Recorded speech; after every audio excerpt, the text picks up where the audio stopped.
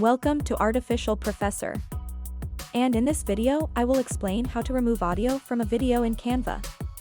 So the process will be the same for a video, which is in Canva, and also for the video, which is in your computer. So if you want to mute audio from your computer video, then simply upload that into Canva by tapping on this upload icon, and simply upload the video by tapping on this upload file. But if you want to do this with the video, which is already in Canva, then simply go and select that video, and do the same like I am doing with this video. So I already upload video from my PC to Canva. And here is that video. So as you see, the video is playing with the voice. So what you have to do now, simply adjust the size of the video. You need to do only one more thing. Simply tap on this volume icon, and mute the voice of video.